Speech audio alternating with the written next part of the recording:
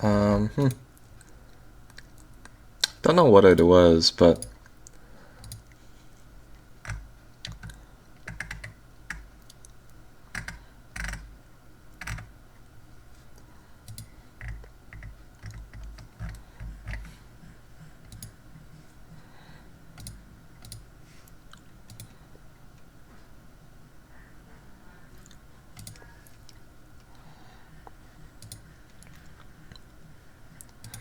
test one, test 1 2, test.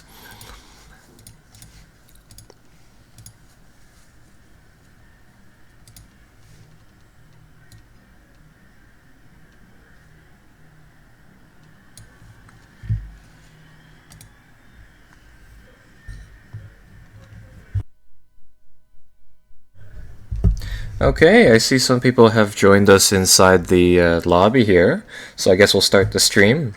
So, hello guys, and welcome back to Endless Space. So today I figured we'd actually start a Let's Play series, and after messing around with the game for a little while on yesterday, learned a little bit about the game, and I figured we'd actually start a fully fledged Let's Play series playing as the Vultures, and yeah, really going from there. So, first things first. One thing is that I'm not quite sure whether or not something in my mic settings have changed over the last week or so. So that said, if you find that the audio is slightly different, do tell me, and I'll try to adjust that back after the stream. Anyhow, going forwards from here, for those who weren't there for the first Endless Space video, Endless Space here is, as you might imagine, so it's a space sci-fi themed game. It's a 4X title, and it's made by Amplitude Studios. And this was on sale today, or I should say this weekend, or really on Steam. So I picked it up. Its second game is just came out on early access, and you know it's been a game on my games backlog for forever since its original release, God knows when. And yeah, so I figured we'd play through it and really see what it is all about. And going forwards from that, we're going to play on a large-sized map against 8 other, or I suppose 7 other empires. And yeah, we'll be playing as the Vultures, as you might imagine from the title of this series. So the Vultures, who are they, how do they work, and what do they do? So we're playing as a Terran race. These guys have a scientific kind of a pursuit, or more so science and defense, really, and they get a whole bunch of bonuses related to that. So I think it's a pretty neat faction. It's a nice starter faction, and I do absolutely love the type of ship design and just in general the loading pictures that they have here. So that's kind of what I'm basing this off of. They looked cool. That's pretty much it. So let's begin. Let's jump into the game and let's see what Endless Space throws at us today.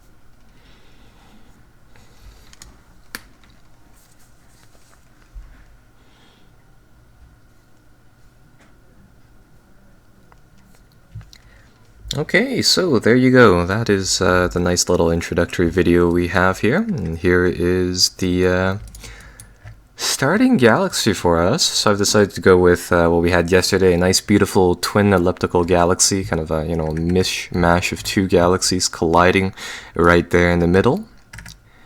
And yeah, the one thing that the Amplitude Studios guys do really well is the scenery, and of course the music, and the just overall how polished and how atmospheric these games are. So let's see, we begin our journey on Kura 1 over here, with a nice medium Terran planet. And how this game works is, it's off of a system of, like systems, star systems.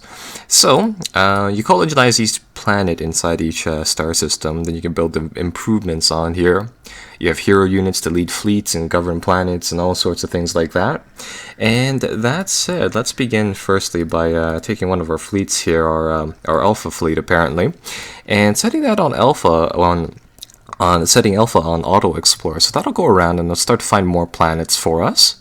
Planets, as you can see here, they come in a wide variety of different sizes, forms, and also they can have special planetary anomalies and things like that on top of them. So it looks like this system simply has 2 small planets. We'll get rid of these little boilerplate side messages for now. And yeah, we'll just really continue roaming around the galaxy here and seeing what we can find. So, as with most 4X games, you control your empire, you can set some tax laws, you can research things, you can build up your planets, your militaries, and all sorts of things like that. So for us, what I found to be a good policy inside this game is I want to drop our tax rate at the start to about 30%, keep our people happy, and nevertheless, they still don't they don't really have a good tutorial system put in place, because you actually really do have to go through the menu to find some of these things. But in terms of approval, if you keep your planets happy, I think they give roughly about a 20% bonus to whatever goods that you produce here. Looks like it's actually, I don't necessarily know if it's 20%, but nevertheless, as you can see here, we can shift our taxation into food production, which helps our planets grow slightly faster. So we'll leave that at 30%, keep it still inside the green. We have a large research tree inside this game.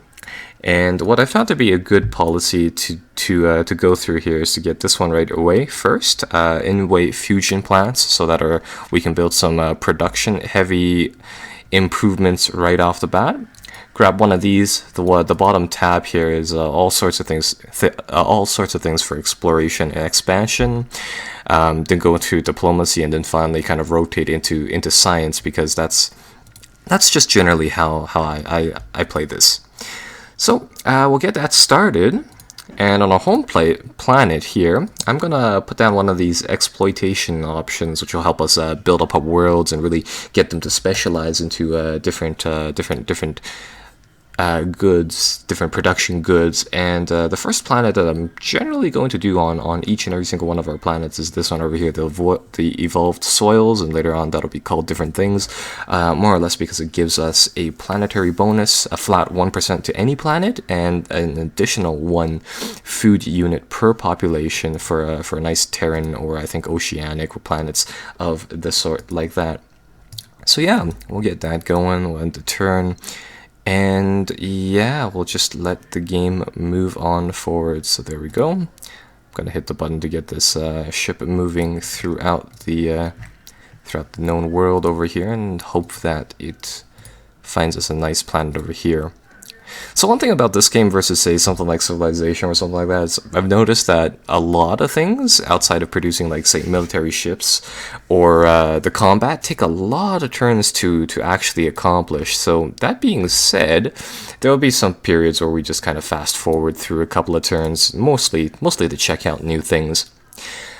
So what do we have here? We have a desert planet. Deserts are good against producing the money inside the game. It's called dust for whatever reason. It's just something that Amplitude Studio likes to do in all their games.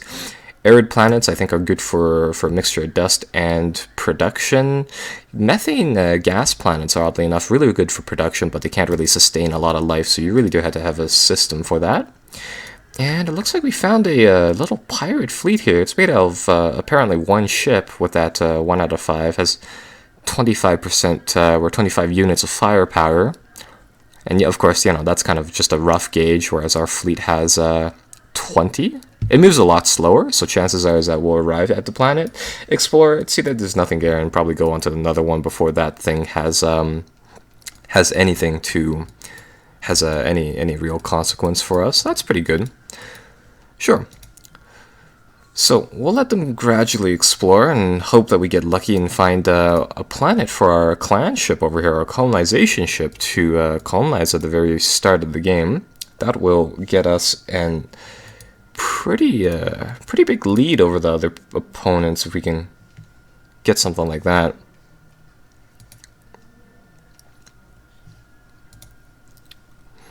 Ooh, let's see what we have here.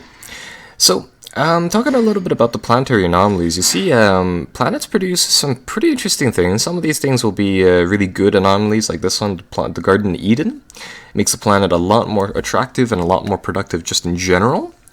You have some of these ones which are kind of neutral, like this Polaris workshop, where it looks like there's like, a little icy crown at the top of this tiny desert planet. Increased production, give us an approval bonus, but sometimes they come as negative forms as well.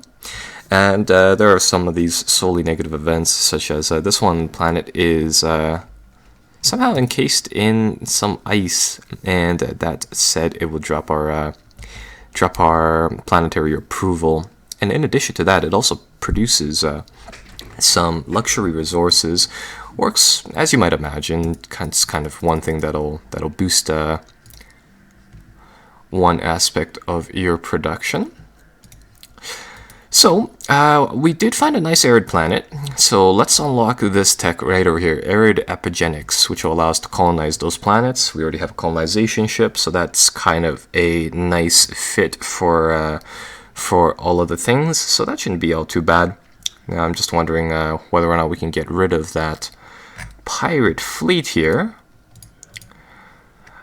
Let's see. Back at home, we're gonna get the one of the thing we just researched, the in-way fusion technology. That's gonna give us a flat bonus of 10 cogs, as I like to call them, of production per our system, and it'll in addition give us a tiny bonus of 1 or 2 units per population on the planets. So. That should help us out by allowing us to produce a few ships faster, and to that I'll queue up a few of these Valkyr basic frigates afterwards as well. So there.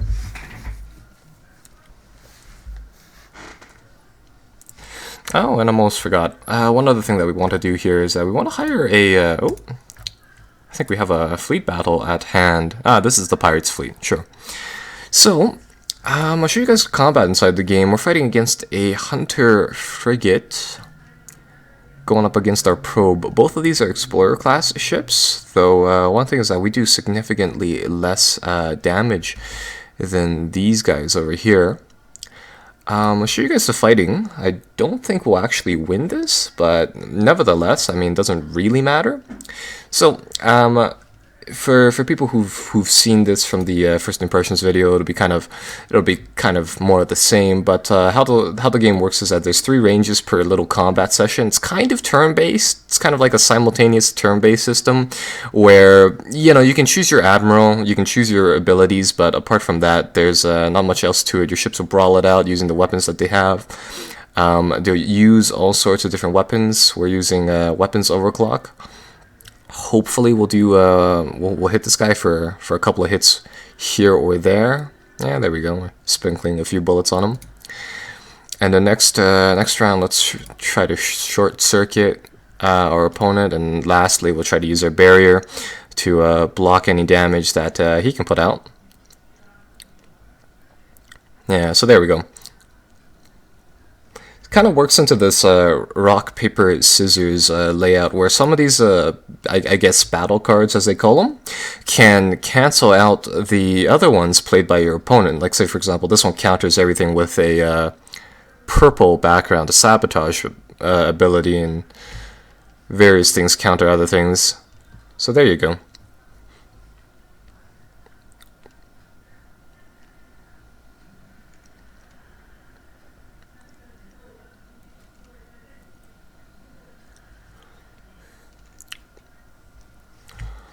Yeah, I think this will turn out into a stalemate.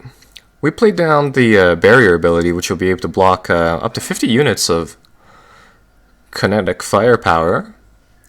And they did some sort of magnetic field ability, which I'm not quite sure of. Apparently it reduces beam damage, but none of us, no one really has beam weapons at the very start of the game. Everyone just kind of slugs bullets around, so that's not really that big of a deal. Okay.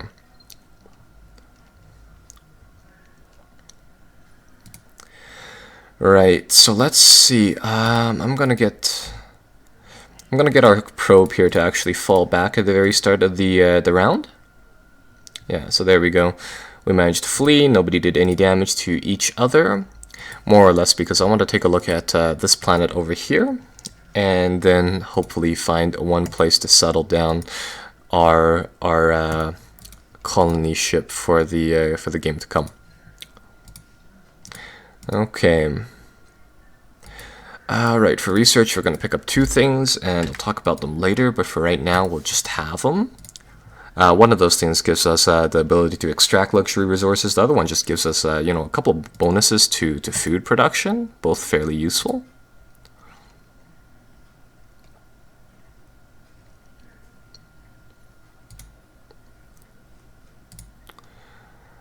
And once we have the 2 Valkyrs, we should be able to go over there and secure that planet fairly easily. Ooh. I think we discovered a legendary star system over here. Let's see what this one is all about. Oh, this one. Okay, so I've seen this one before. Surrounding this planet is a natural wonder. It produces a whopping 50 dust on the system, and 1 per planet. So just by the virtue of settling any of these planets, actually, we would gain a pretty big bonus to our income. 30% of that is no joke. And yeah, that'll be quite nice. We're in a nice little starting zone, although there's not too many planets inside these systems. This one has a wonder, this one has a wonder. Some of these way lines, or these hyperplane travel lines, really, we can't go through them just yet, such as this one and this one. And I think how the game distills that is that they're somehow traveling paths outside the constellation or whatever. Either way, that is pretty much that, and I think it's it's a game mechanic to stop certain races from just colonizing everything, and other races who are slower at it, I guess, from colonizing too little at the start of the game. So that's kind of a neat mechanic, and I think I'll wait for the second ship before I go over there and try to take down the pirate ship. And perfect. Technology finished. So, biology unlocks a whole bunch of these different food products, and all of those serve to improve our ability to really, sustain a population. Soils, biology, much of the same thing, just simply exploitations and things like that to help us, again, boost our ability to do that. Okay. And then now we're gonna get another technology. They want to colonize, let's see, some Arctic planets, which I think we had around here somewhere. If we don't, I might get rid of that. But desert planets, or sorry, not desert, Arctic planets are really, really useful in the sense that they're or not Arctic, sorry, my bad. Tundra planets is what I meant.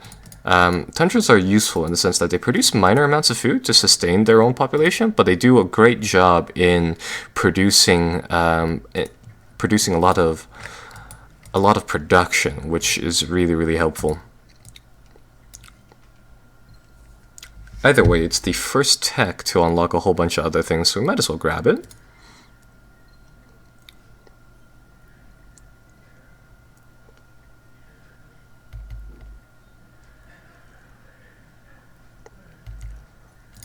Okay, so there we go. Combat fleet is made.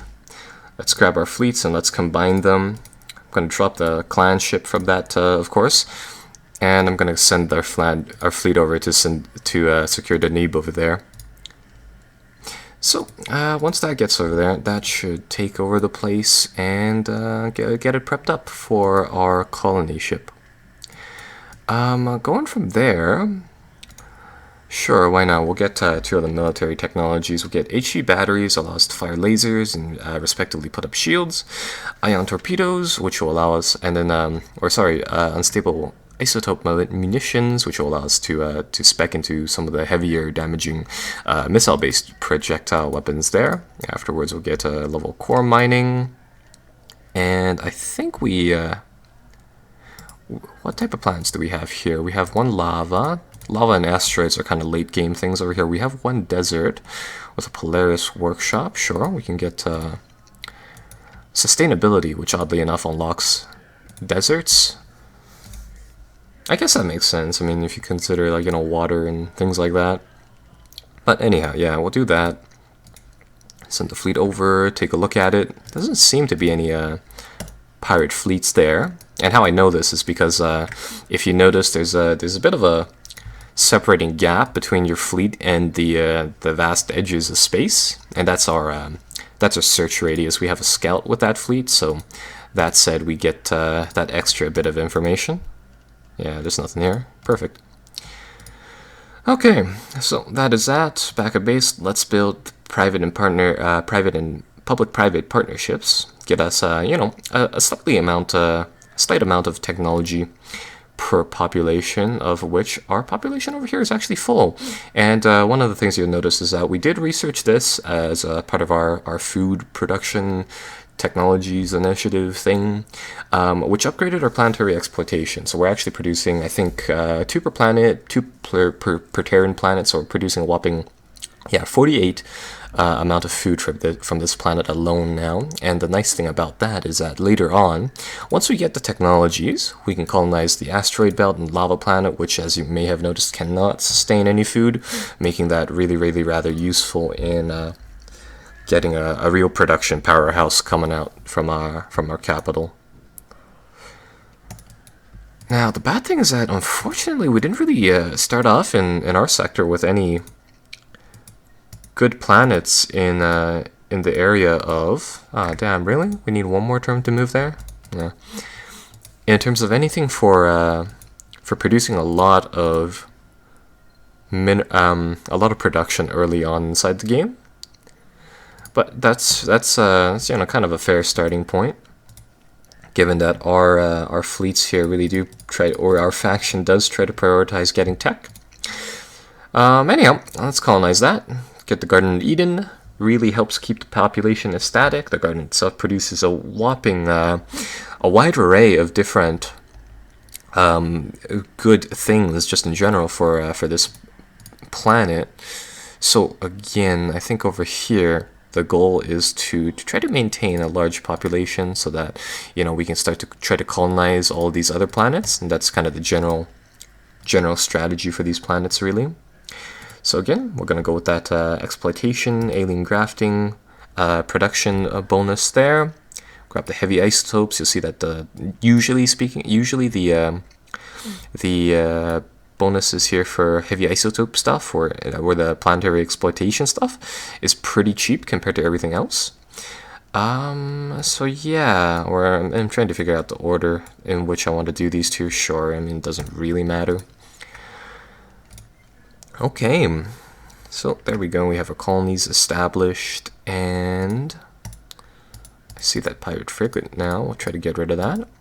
And I think we're at max population back at our home planet. So we'll build another clan ship, and that's going to take one of the population units from here, put it into a ship so that hopefully we can send that around to one of these other systems. And I do want to grab this system at one point. It's just that our initial lot of planets here, they're not the greatest, being honest, but it could be worse, I guess.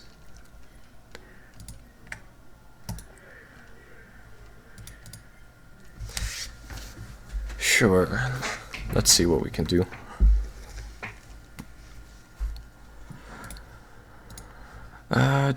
Core mining is done. Core mining allows us to build this thing where it increases the efficiency of our planetary exploitation for industry, and it reveals a new resource on the map.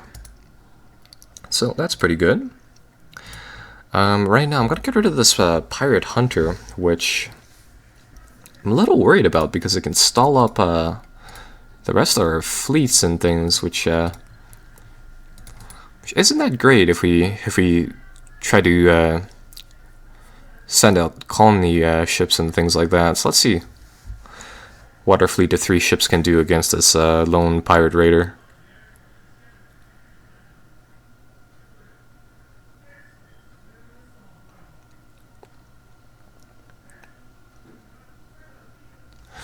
Yeah, and inside the game, all the ships and things like that are all upgradable. You can customize them. You pick the hull and you can customize what it does. independently from that. It's quite neat, and I think some of them do.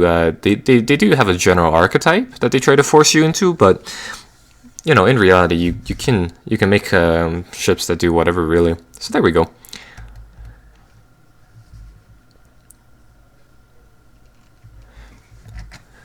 Right, so that's the end of the pirates, and going from there, we can't really do any more scouting unless we decide to go through one of these way lines, which is gonna be hampered by our technology's growth. So you know what? I think we'll actually go for this tech right here. We'll get let's see, we'll get compact fusion reactors. It'll make our ships a little bit faster just in general, and it'll also allow us to colonize Arctic planets, and we'll try to blitz the technology applied Kashmir effect, which will actually allow us to travel through these lines right over here. Like say for example, if I get a ship and try to do that, that will not allow us to do that. But with that tech, hopefully we will be able to. So that is that. Our systems are safe. Let's end the turn. And, you know, I've been delaying this choice for a little bit now, but we have the option of getting a active hero, and heroes can be either fleet admirals or they can be planetary governors. And right now, I think I will hire a planetary governor. We can get one of these guys, OP bot, something like that. So these heroes are from all the different respective factions of the game. For the sake of, you know, having them available to everyone, you can just kind of recruit anyone out of the pool that you get, really. And we'll get this guy mostly because he has these two classes. All the heroes have two classes. He's an administrator and a corporate guy. So he's really beneficial in terms of keeping our planets moving. So we'll actually assign him to our new colony. And for this faction, the Vultures, they automatically come at level 3. So these are all the benefits that he grants to us. Depending on your attributes, he gives more. Offense, defense, and melee, generally speaking, comes into effect in combat. Labor and wit is used to increase science and technologies versus crops and production, respectively. So I'll get him 2 abilities, getting this... plus, or actually no, I think we'll get him this one. Plus 3 labor on the hero, so he's slightly more efficient. I think 6% to be exact in terms of producing food and producing production. We'll get him the civil engineer trait as well to boost production even more. And the reason we're doing that is because that's just kind of a nice way to jumpstart these colonies to keep them afloat.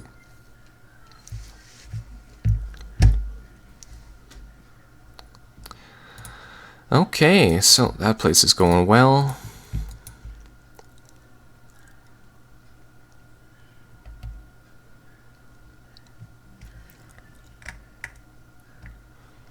And there we go, so we gained another colony ship. So, let's see where we want to send this to. So there's a small arid planet here, that's irradiated, we don't want to touch that yet. So is that one... And gee, that's actually our only 2 choices, so I think we'll go over here. At the very least, oddly enough, that lava planet, because of the fauna and flora, at least it produces some resources, so that might have to be our only production facility for now. Right, nevertheless, we'll send something over there, see what we can do. And in the meantime, on our current planets, I'm gonna build, let's see. I think we'll get xenotourism, I guess?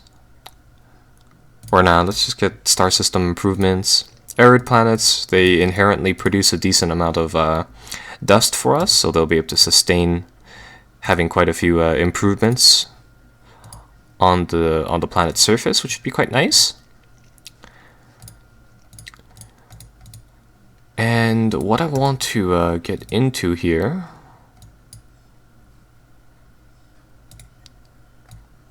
get the cube back in order, is I want to build up enough planets around our home system here such that I guess we can produce enough technologies. Once we have the technologies, we can start terraforming the planets, and then we can really start changing them to suit our needs, which would be quite nice.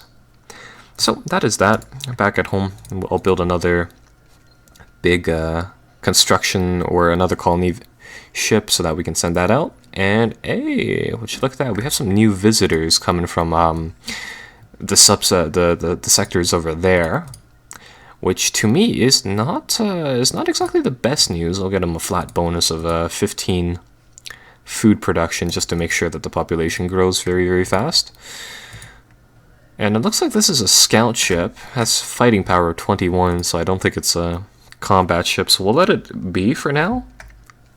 That's a little alarming because I really hope that this is just not some sort of capital or, you know, some sort of empire capital or something like that. And hey, would you look at that? Siphons. Even more of these guys are showing up around our systems.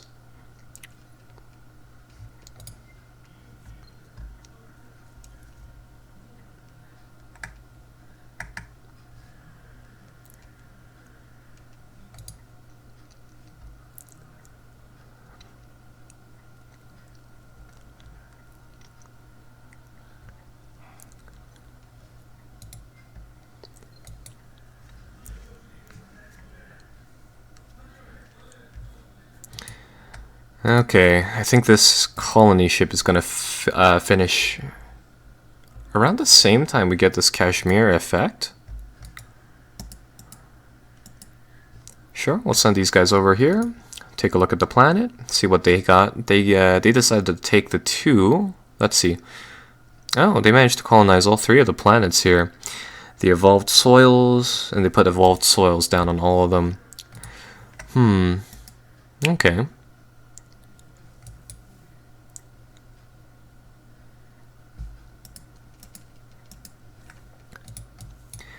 Looks like we have a lot of pressure from these guys. They have a very, very juicy system right over here with nice layout of Terran planets, evolved soils, and all sorts of things like that.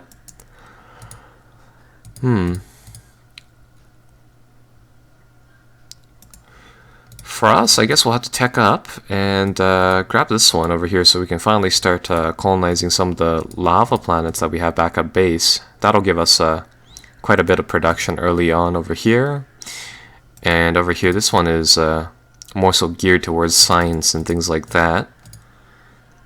Just gonna take a look at the planets that we should be able to grab and just how well these planets will work. And yikes, our starting location is not that great.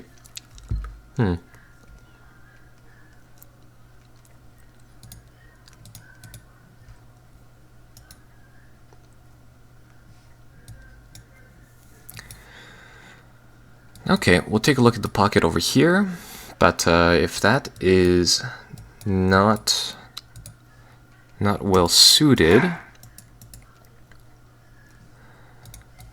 we might have to just entrench in our little bit of space and see what we can do going from there. So yeah, having those nice Terran and oceanic and really just overall nicely, easily colonizable worlds is definitely a really, really big plus early on inside the game.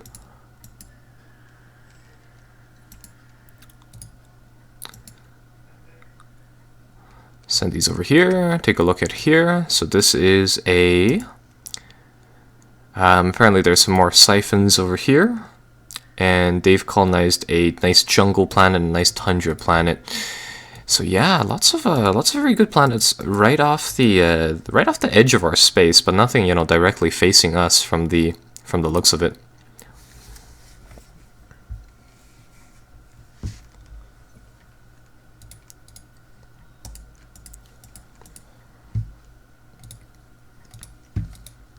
Okay. So let's see. We'll get this clan ship, and I guess where should we send this? I think we'll just wait with it, really, and wait until we can get it to colonize Nerod over here. And I'll make another one so then we can grab the planet right inside our system right over here.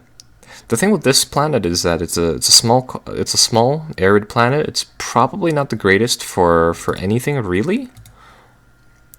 At least not for right now. So that'll be kind of a tough play for what we have.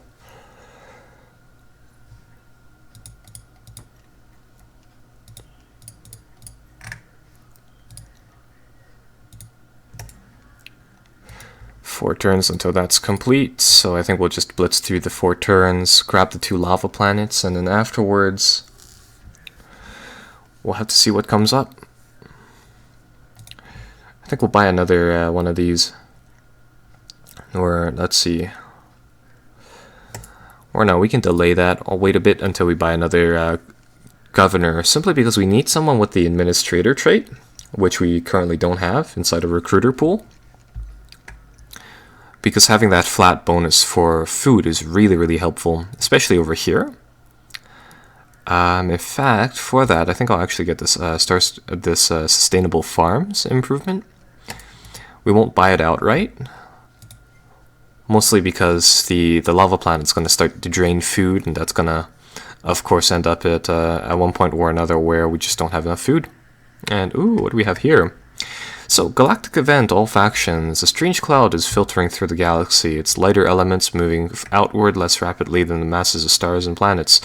In fact, it's moving through the galaxy as a whole. It's moving through a whole bunch of dust.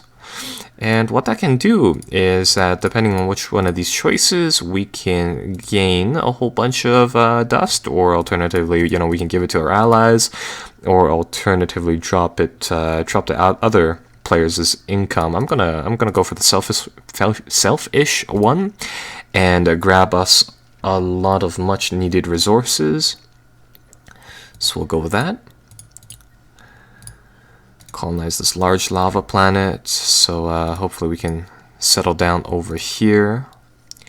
Let's grab the sustainable farms. So let's get some industry going on over here. And over here, same thing. Let's bump this ship up. Let's get to colonize the lava planet. That'll get our production sped up, and we'll get some xenotourism industries now that we have 2 planets. So per colonized planet, or actually, no, we don't actually want that. Simply because it doesn't benefit all planets. It benefits apparently only temperate planets and things like that. So I guess we'll just grab the industrial bonus for that planet as well. And yeah, and continue forwards.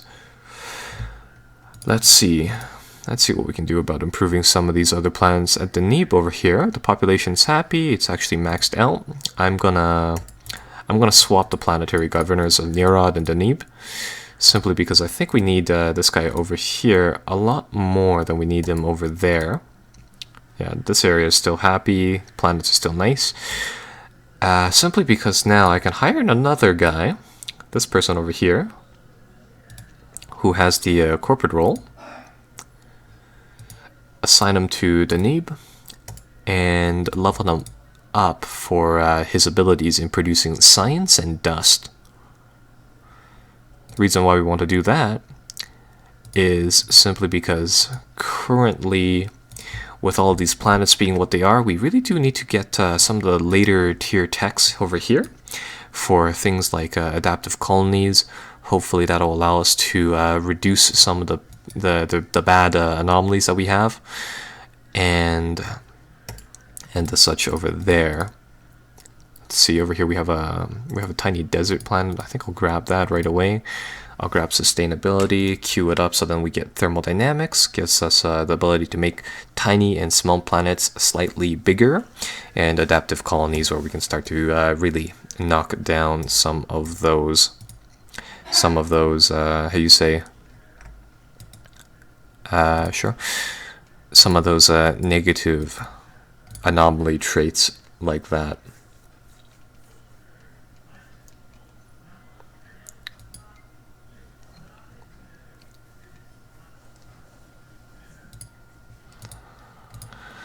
Right, let's build a clan ship, send that over there, colonize it, and get that settled down.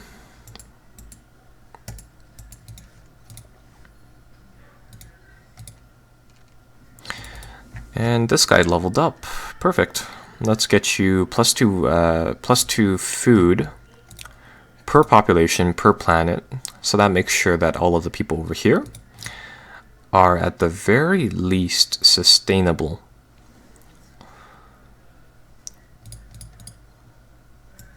Yeah, and I think that's pretty much it for this turn. Kind of sucks that our starting location doesn't really permit any really fast gameplay, but that works too. So over here from Nerod, our population is starting to stabilize. People are starting to become unhappy, which does give us a bit of a negative resource modifier. So I think we'll have to get some technologies to keep our population happy in just a bit. But I do want to grab these two first.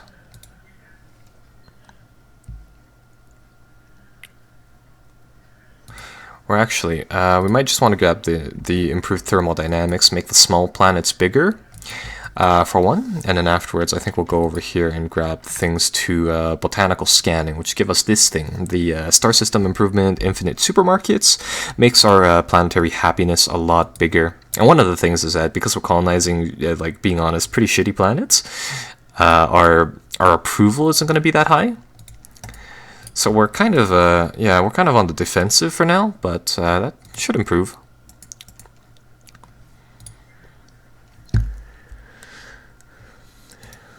And right now, let's see. Sure, we'll get one of these endothermic plants right over here. Make the lava planet bigger so that we can have even more production over there. Let's see, these are medium and arid, so it won't help out that much over here. But what they can do is that they can produce a colony ship and help us out like that.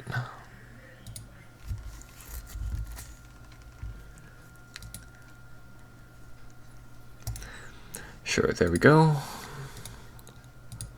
Let's grab a colony over here, which, as it turns out, is it's pretty good for, to an extent, for production. And in addition to that, commerce. So for this planet, it's a desert planet. We can really start to jack up the income by getting that atemporal finance choice. And let's see, does this necessarily benefit desert planets? No, it does not. This one does slightly. This one, yeah, sure, we'll stack it up such that we get endothermic structures afterwards, and then sustainable farms. And I think that's pretty much it. And oh yeah, this solar system or star system became a colony now, so we get a zone of influence around it. It's kind of like a territory, really. As you may have noticed, this planet, it's an outpost, so it's technically not, under our control as of yet. It's kind of the frontiers, really. And ooh, these guys are coming over here and grabbing our wonders. What is this all about? So they decided to grab the Dust Nebula planet, and I suppose they're trying to bolster their income that way. We'll have to kick them out of that at one point or another, but currently, I mean, we don't really have the thing to colonize that planet with, so either way, I could come over here and just grab the large lava planet and, try to hold them off from grabbing any more territories like that, but nah, I don't think that'll be worth it. I could come over here and grab the desert planet. I think I'll probably do that instead. So sure, we'll try that.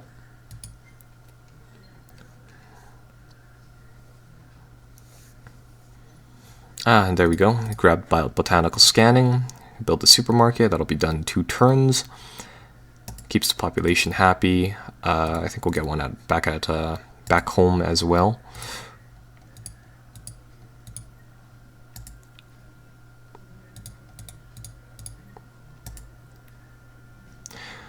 Right. So after that, let's see what we can do. We'll grab adaptive technologies, but then afterwards, I'm actually going to grab this thing, which will give us a new ship class, and some of the military techs up here and over here to make our fleet sizes bigger. And I'm going to try to push these guys out of our system and hopefully see whether or not we can grab one of the planets from red over there.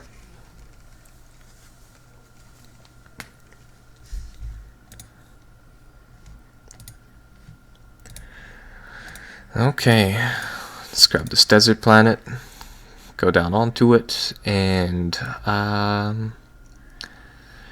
yeah, I guess we'll have to grab that, alien grafting. Hope that keeps our people relatively happy.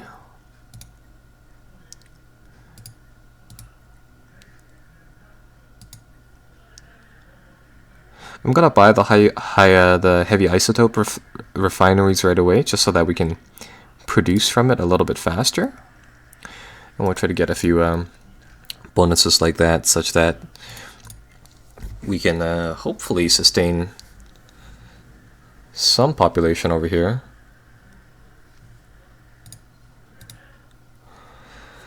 Okay, so that's that. What else can we do with you? Sure, get some more currency. That never helped. That never hurts to have.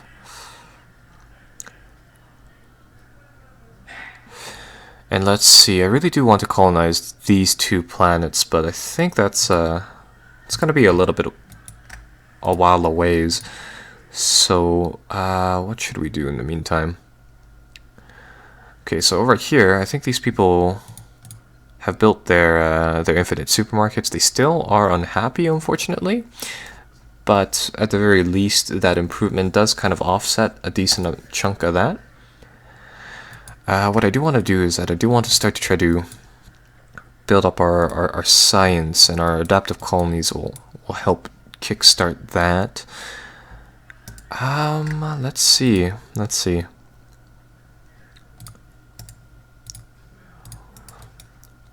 I think I'll just get these colonies with nothing else to produce, really, to start to convert some of their production into science, so that we can get some of these technologies slightly faster.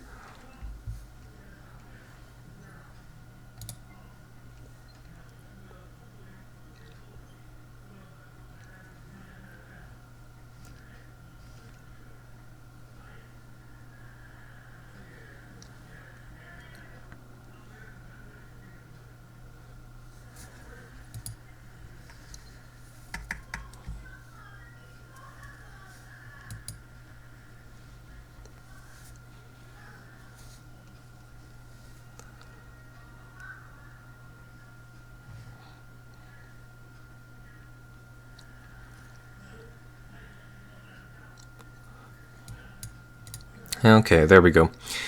So we got this thing right over here, adaptive colonies. So this will be pretty useful, seeing as so now we can start surveying moons, and we can start reducing bad anomalies on our planets. So I'm gonna get rid of some of these industry conversions and start to really play around with what we can do to start to terraform these planets now.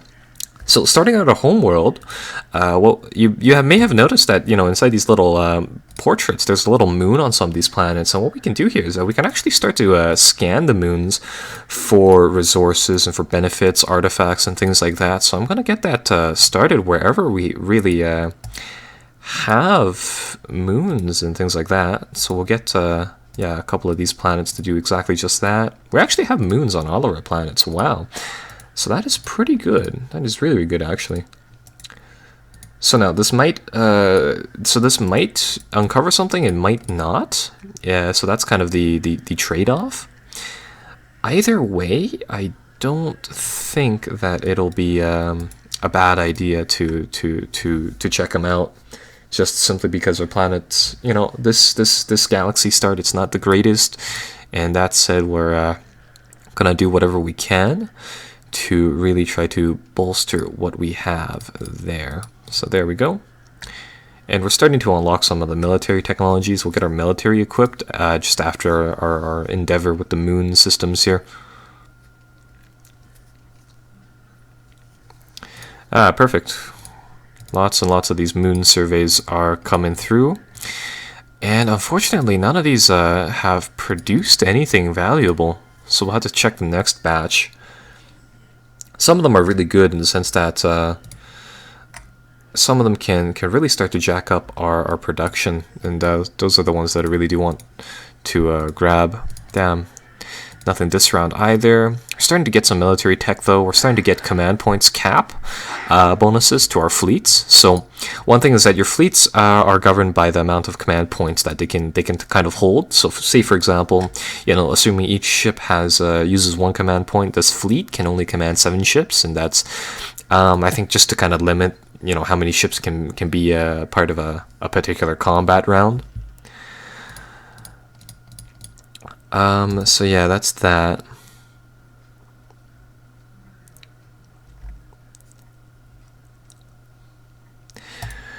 And let's see, how far away are we from getting the technologies that we want? We'll get improved fleet over here, improved fleet management, and then we're going to go for planetary landscaping.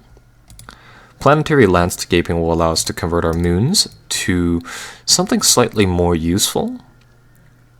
So that's one of the reasons why we want why we want that over here.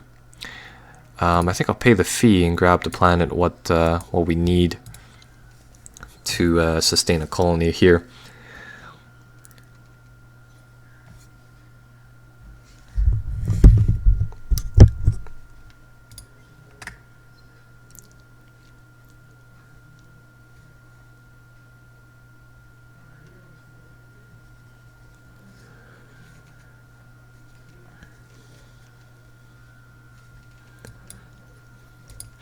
Okay. I think we unlocked some new buildings this turn. No, never mind. We just do have a lot of buildings that we can start to pluck down. So let's get a few of these. Let's get adaptation centers, which will allow us to bolster our technologies slightly. And in addition, it functions as a defense building. So the reason why we want to get this is because it'll give us on 5 per planet, and from that we get a faction trait that bolsters that by slightly more. So that's not too bad. So yeah, that is that. Over here, can we fix some of these soil problems? And it doesn't look like we can, which is rather unfortunate.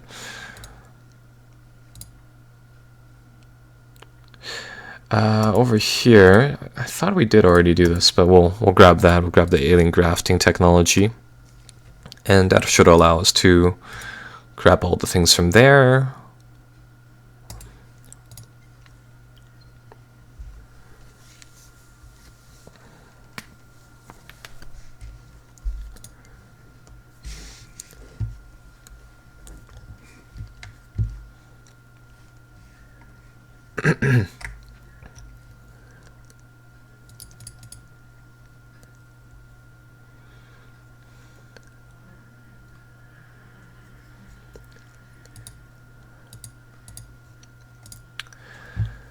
And I guess we might as well colonize this planet over here. Grab the arid planet for, at the very least, the cash that we get from it. And then afterwards, what should we do? Let's see. Sure, we'll get some more science income from here as well. But back at the home planets, I noticed we just unlocked this thing right over here, the intensive cultivation on logistics, which will get us an absolute ton of food on the planets that we have moons. So that said, because we have a lot of moons, I'm going to start to put that on each and every single one of the planets that we have here. So yeah, so that'll help out. And afterwards, I think we're pretty much set to start to roll into our opponents over here.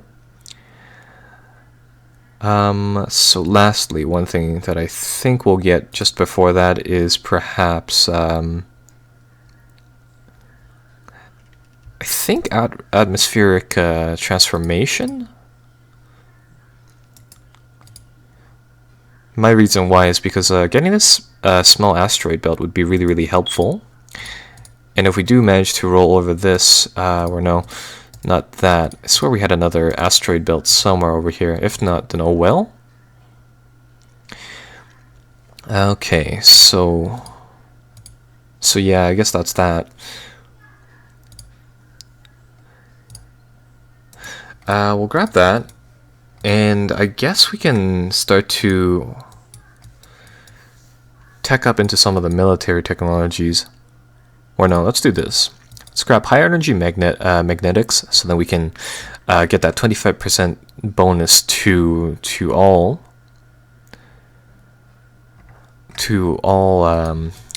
production, and then afterwards, let's see. I'm thinking, do we really want to grab any more military techs right now? And I think we'll just grab these two, really. We'll grab high energy magnetics and isotope fabrication.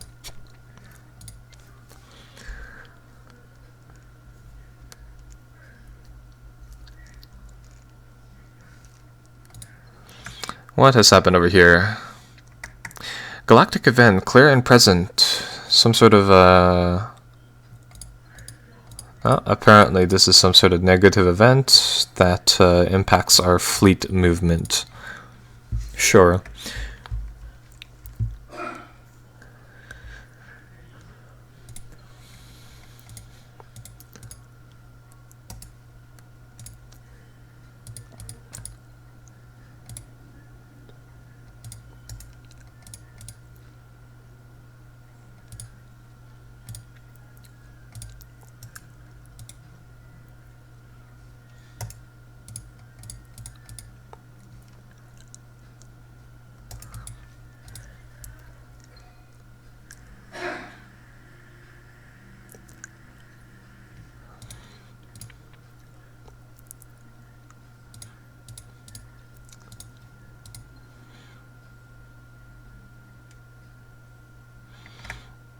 Oh, hey, that's kind of cool. We got a colony ship for free, apparently. Huh. Okay, we'll send it to colonize this lone planet over here. At the very least, it can get us the currency from over there. It's not really that helpful.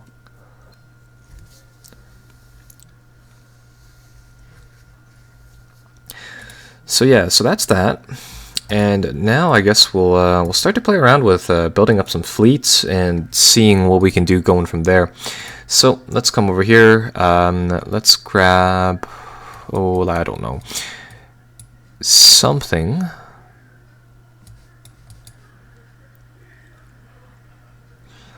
Let's see. Planetary Institute. That's actually kind of a pretty beneficial tech, so we'll grab that. So what I figured we'd do now is we'd build up a military and see whether or not we can roll away this colony from the Rid faction over here. Actually, no, these two. Yikes, we're in a really bad position in the sense that we started off next to the two strongest forces inside this game, but we really do need to take some more planets at the time. So I think we'll try to fight and see whether or not we can take this system over here from the siphons. So let's go and let's manage our fleets and re-equip one of our ships. So with these ships, we can build them up from here. And currently what I'm going to do is I'm going to get rid of all the modules on top of it so far, so that we can build it anew. So this is, I think, you know, a relatively small ship that we just kind of have at the moment. Modules are separated into weapons, support modules, and special modules. I'm going to make an overall a decent combat ship to start off with. So that said, let's see how we're going to build this up.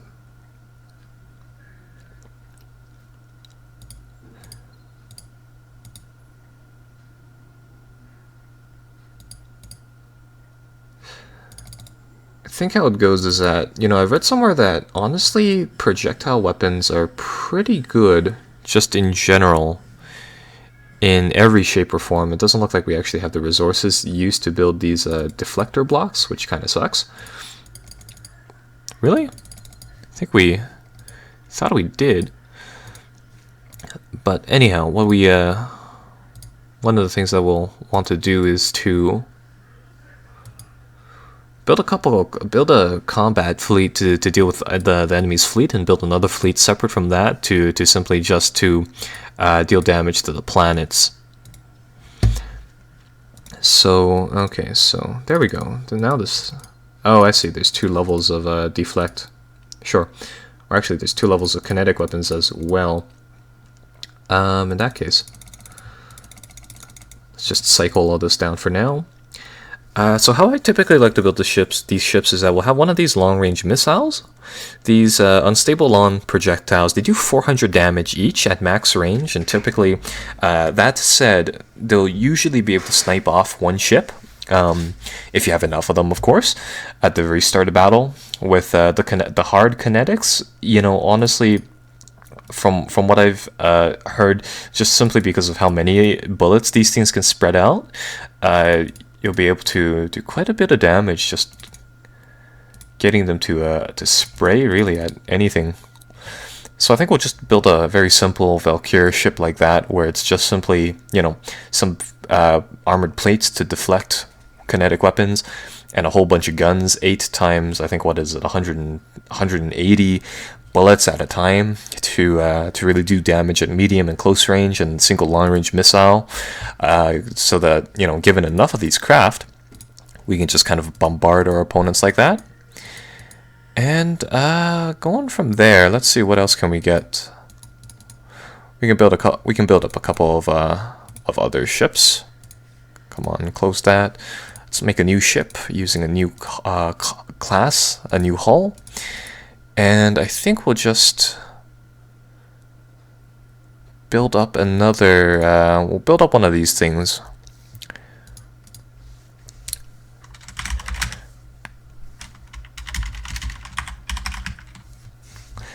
So with this ship, one of the things that we need is some craft that has these siege modules. Siege modules come into play in the sense that all we really want to do with these guys is just to get them to hammer planets and to hopefully take down systems like that. So we'll create these 2 designs, and then yeah, I guess we'll combine those 2 ships into some sort of a fleet produced by our 2 planets over here, and we'll send them out, and we'll try to take that planet when it's still an outpost. So let's just build up a whole bunch of ships really, and go from there. Okay, so with our current production, looks like we're able to produce about 1 ship a turn, so that's not too bad. Or 2 ships a turn, I guess. 2 or 1 planet per ship a turn, or 1 system a ship a turn. So that's not too bad. So either way, we'll get that to do its thing. Come over here, and let's capture this low gravity desert planet.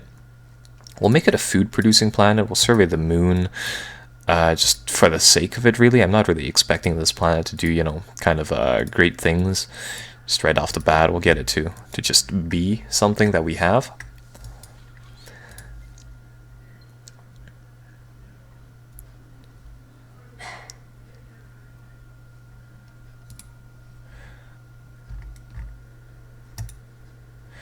And let's take a look at our maximum fleet size. We can hold 12 ships per fleet. Sure.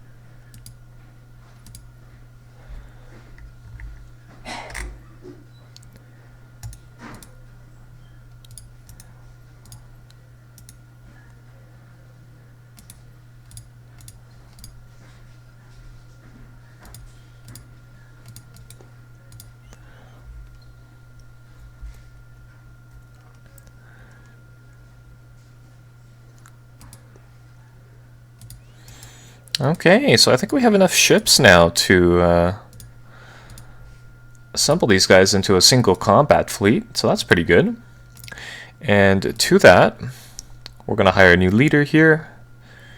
Somebody like this person right over here. He's both a pilot and an adventurer. Both of the things improve offense and defense and things like that. So we'll hire him, assign him to the fleet. And I think for this guy, since we're going on the offense, we'll level up some of the offensive capabilities, such that let's see, plus 20, you know, effect to munitions and stuff to the fleet, and a lot of stuff regarding defense. And I've also given him an accuracy debuff to our opponents. So hopefully that'll come into effect. So we'll get his fleet to go over there to blockade the planets and to hold that down.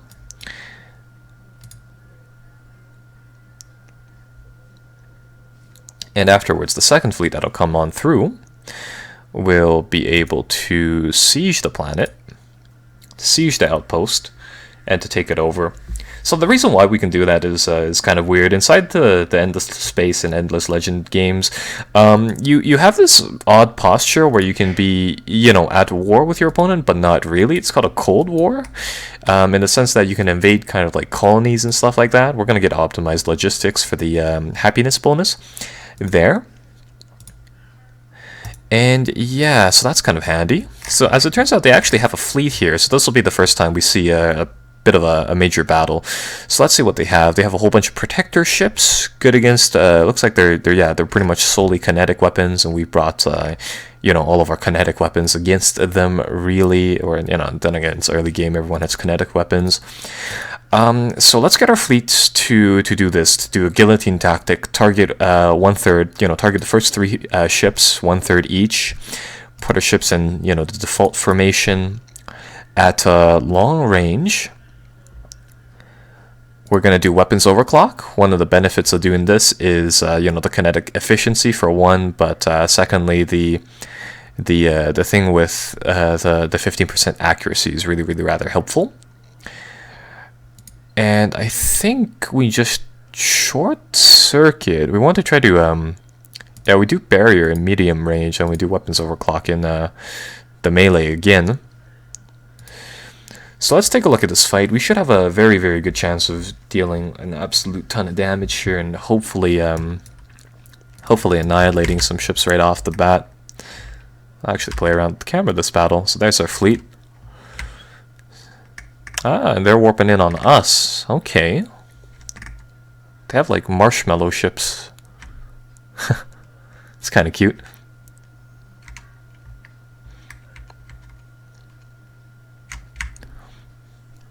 Ooh, and they managed to counter our weapons overclock.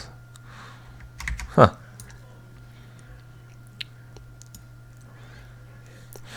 Let's see how well these missiles do. Hopefully we can hit one of their ships. Yeah, there we go. They took 2 losses early on in the round. We also took 2 losses. I'm under the impression their ships might be yeah, medium, or sorry, not medium, long-range ships. There's our kinetic weapons just firing off. So people say that the missiles, the long-range torpedoes, once you get into any range that's not long-range, they become really inaccurate. I don't think I've ever actually seen them hit after the first round. But it's good in the sense that, you know, if you can nuke them really, really early on, get some damage onto them, it really does hit hard. Okay, so there we go. Now we're in melee range. Our guns are coming into full blast, and there we go.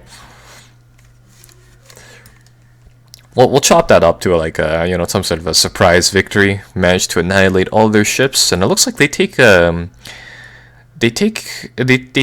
form into some sort of a, you know, a long range engagement kind of doctrine, where we do not really the opposite, but something else. We do a mixture of like close range fights. And that's right. One of the inherent advantages we have is that our fleets are simply bigger. We can have more ships on the field as them. So we just managed to wipe out one of their fleets. It looks like they're dropping out, a couple more fleets.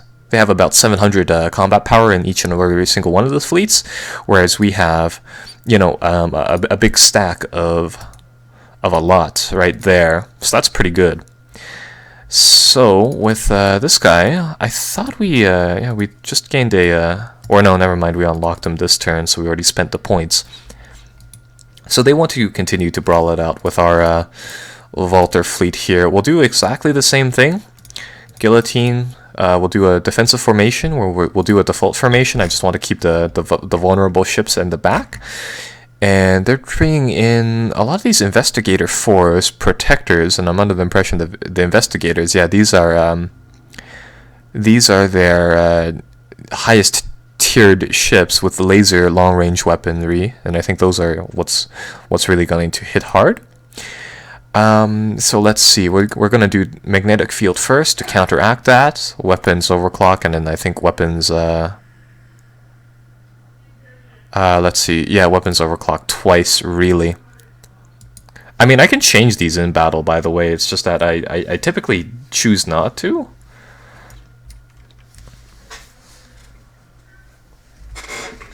So this is kind of the meat grinder sector. It's battles and battles and battles. And so hopefully this will be just a repeat of the other one. 8 ships for 2. Not that bad. There we go. Yep. So we countered their ability.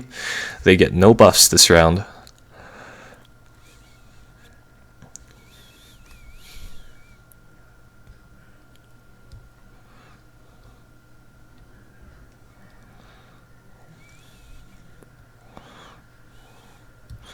So far so good.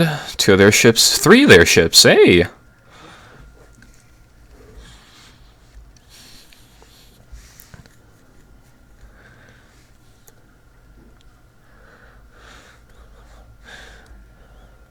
I think with the kinetic weapons, simply because, I mean, they're supposed to be melee range weapons, but simply because you fire, like, what is it?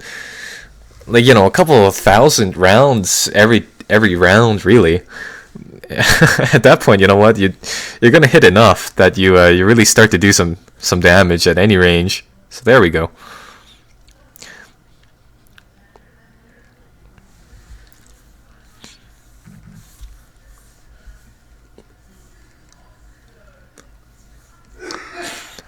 Okay, so our Vanguard fleet here is really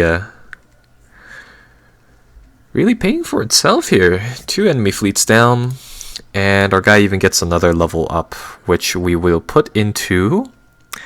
I'm actually not quite sure. We can take a look at these hero class trees if we'd like. So, let's see.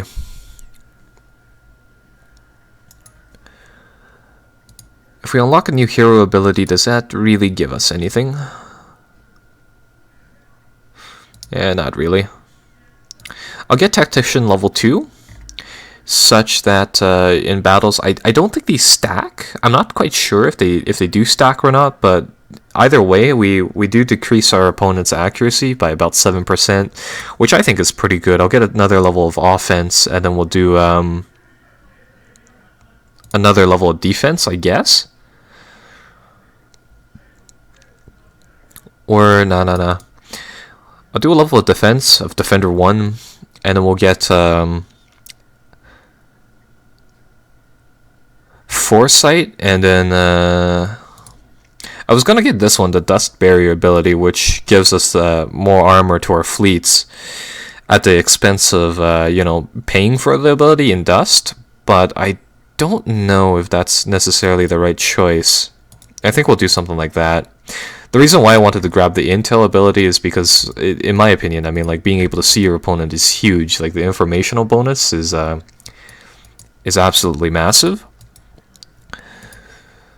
But, yeah, I guess we don't really need that. I think we'll build, we'll do an alternate cycle in terms of building ships.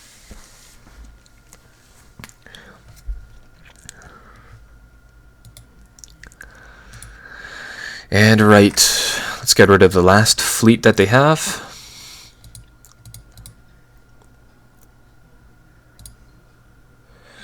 And what do they have here? They have some kilos. Huh. Lots of long-range beam ships from the looks of it. Okay.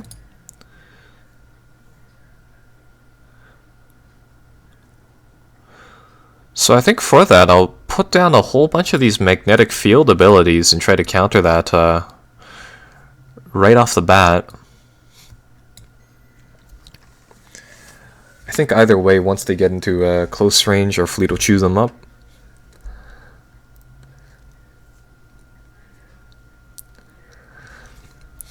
And oh yeah, one nice thing is that the minute that we take down one of these ships with the missiles, if we can hit two of them again, 5v, I don't know, 5v3 or something along the lines of that would be really, really good odds.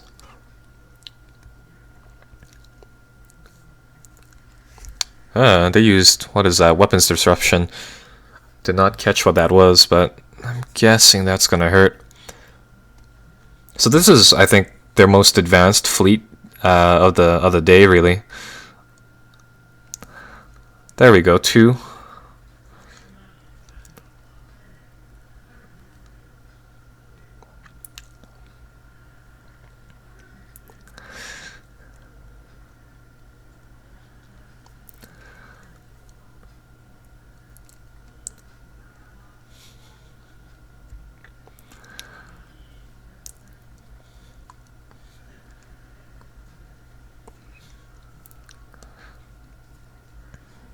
Okay. Destroyed them just before the melee range even started. But not bad at all. We managed to take over the place. We actually gained another level for that. So now I think we'll get the ability to use that dust barrier ability. So perfect. We managed to secure that area. And now I can send reinforcement ships over. And these ships are equipped with some bombardment weapons. So once we get over there, we can start to really siege up the place. Get them to intercept. And our ships are starting to gain veterancy, which of course, adds. I'm not actually sure whether or not they, veterancy does too much, but hey, you know what? I'll take a minor combat buff.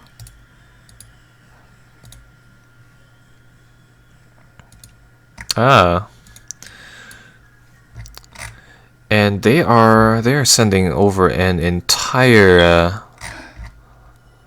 little fleet over here. Okay.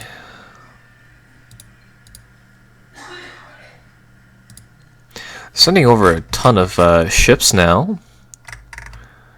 I think we'll still be able to come in. I think we'll still be able to swoop a victory from these guys right here and now.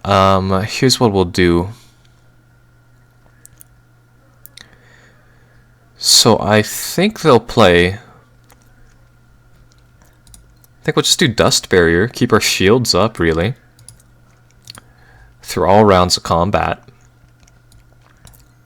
Try to preserve our fleet that way, and I think either way, so long as our ships survive through the initial phase here, we'll be able to do an absolute ton of damage. I am going to have to call the other fleet back to base very, very soon, though.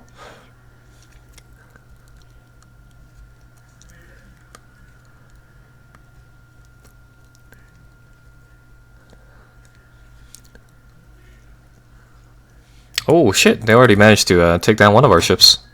That's not good.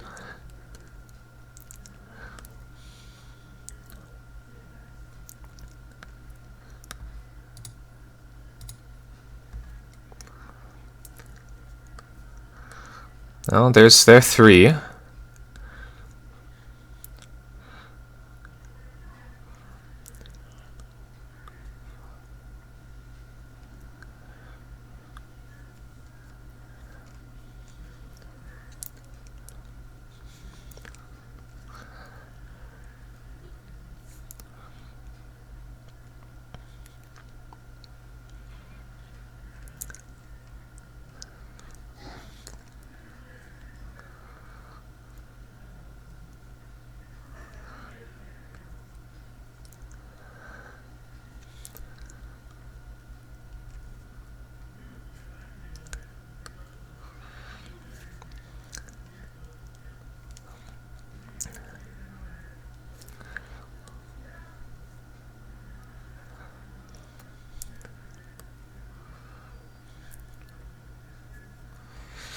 Yikes.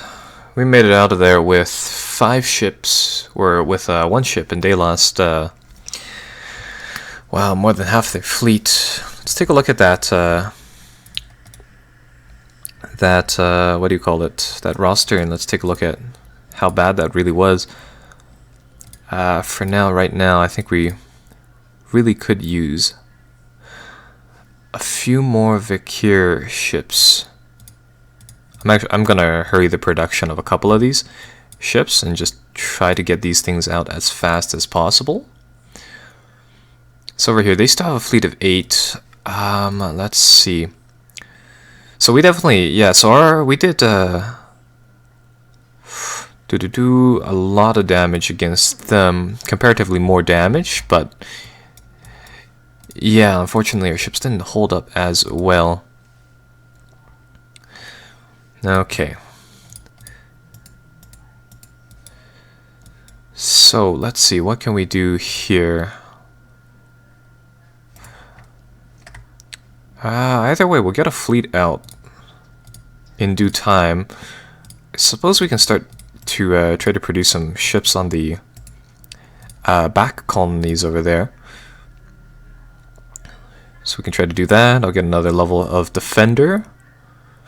And then we can get some of the abilities over there soon enough.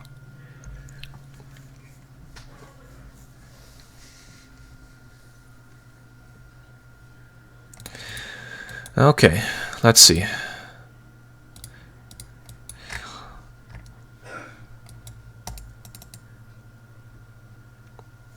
Yeah, so they're going to try to intercept us. We're going to try to retreat and hope that this fleet gets out of there alright. It probably won't, yeah.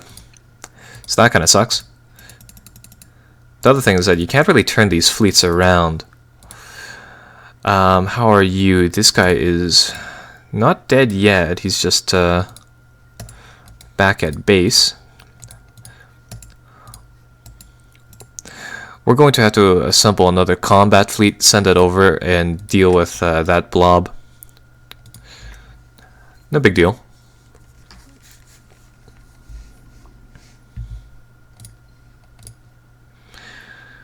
Let's get you some random bonus, really. Director, we need more production right now. I think that's kind of one of the more vital things. So this is meant to be our bombardment fleet, and that said, I'm gonna get them to form a defensive formation and retreat, and hey, would you look at that, they managed to make it back without losing anybody, so I'll consider that a big win for us. And I think we're getting scouted by some third faction. That's fine. Here, let's just get all the fleets over here assembled. I'm gonna make another combat fleet and send that back into the fold. So that has 8 ships, and I think we have 2 more on the way.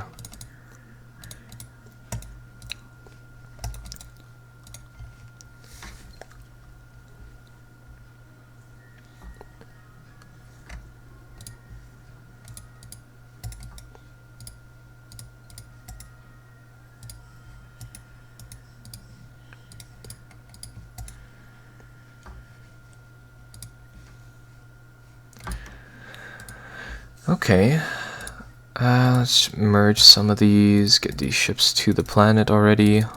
Come on.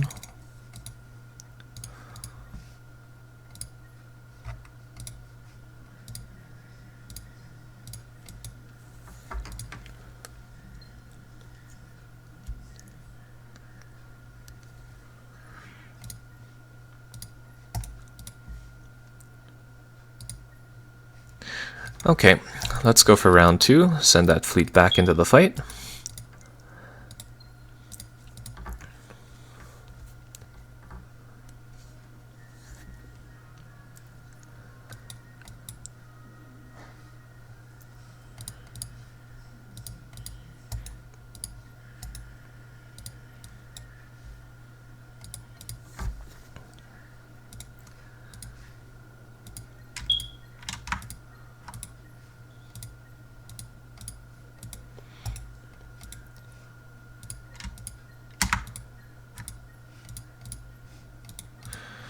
Sure, let's just see what happens if we send both of these fleets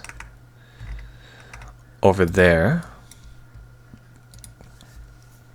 Oh, I see. It became an actual formal colony. So I think what we'll do is I'll save the game and actually declare war on these guys, seeing as how, you know, we're kind of already duking it out already. So we'll get that set up, and we'll get both of these fleets to start to head over there.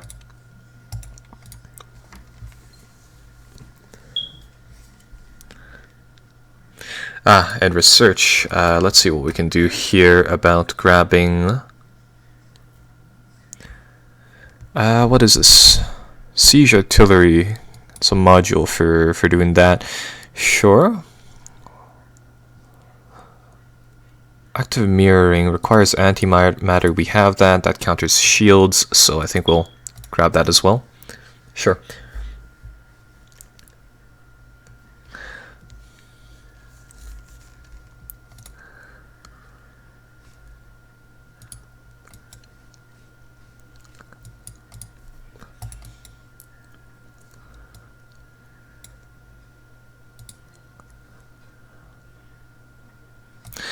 Okay, so the Green Siphons want to make a peace treaty with us. They want to give us some new technologies for it. We'll do that to secure our borders up there. And they gave us something. They gave us this alien barter theory. So they managed to give us abundant luxuries and increases to trade. So that's kind of cool. Let's see whether or not we can actually establish a trade route with these guys. Yeah, there's nothing really there. Sure.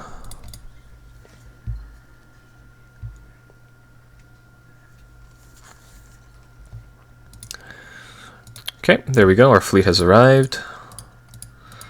Let's get the combat fleet to... Oh, sure. Just a scout ship. Just get rid of that right away.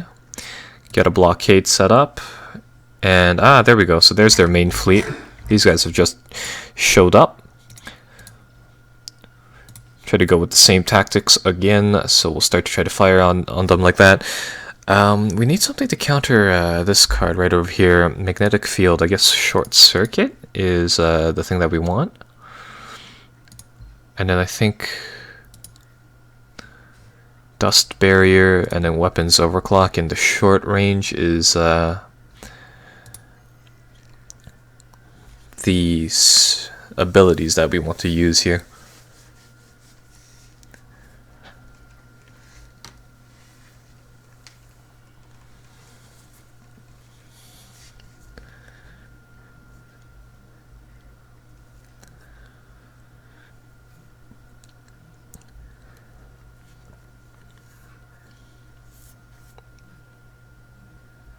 Yeah, there we go. We managed to counter their abilities.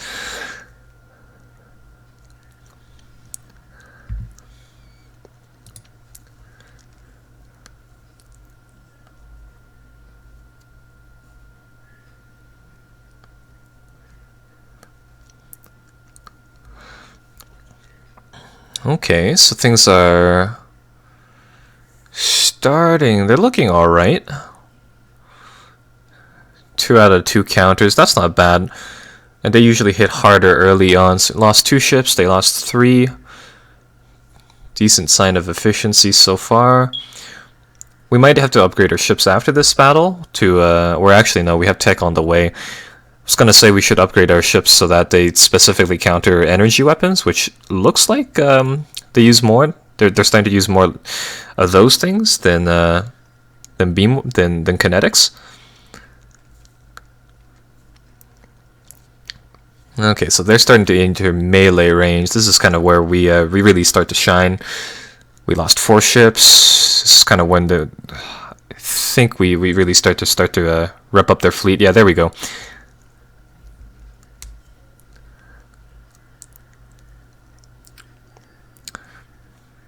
Oh, wow. So they managed to get out of that with exactly 1 ship left. Ooh. Ah, they're gonna drop another stack of ships on us. Sure, I guess.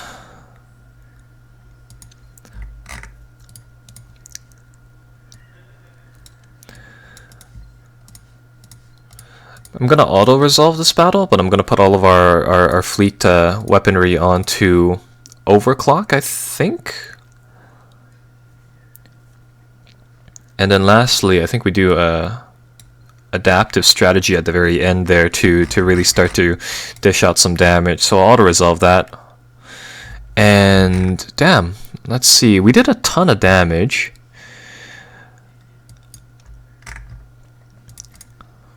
But that didn't take out their fleet in time. I think we'll save and leave off here for today. I think we've already seen a lot of combat, a lot of what this game is really all about here and now. It's a shame that we weren't able to take this, and it looks like they're starting to drop out a lot bigger fleets.